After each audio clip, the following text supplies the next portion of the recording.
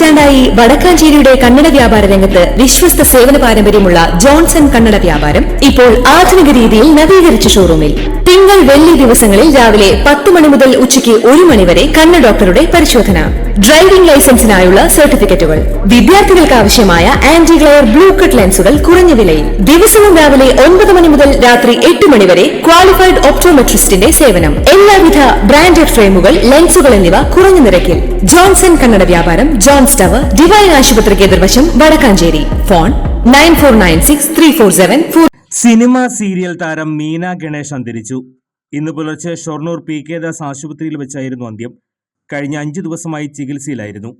200-ൽ പരം സിനിമകളിലും 25-ൽ പരം സീരിയലുകളിലും നിരവധി നാടകങ്ങളിലും അഭിനയിച്ചിട്ടുണ്ട്.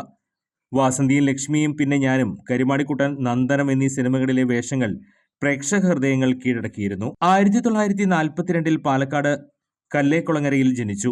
തമിഴ് സിനിമകളിൽ അഭിനയിച്ചിരുന്ന നടൻ കെ.പി. കേശവന്റെ മകളാണ്. സ്കൂൾ പഠനകാലത്ത് കൊപ്പം ബ്രദേഴ്സ് ആർട്സ് ക്ലബിലൂടെയാണ് മീന ആദ്യമായി നാടകരംഗത്തിലെത്തുന്നത്. 1976-ൽ റിലീസായ മണിമുഴക്കം എന്ന ചിത്രത്തിൽ ചെറിയൊരു വേഷം ചെയ്തുകൊണ്ട് സിനിമയിലെത്തിയെങ്കിലും 1991-ലെ മുഖചിത്രം എന്ന ചിത്രത്തിൽ പാത്തുമ്മ എന്ന കഥാപാത്രത്തെ അവതരിപ്പിച്ചതോടെയാണ് മീന ഗണേഷ് സിനിമയിൽ സജീവമായത്.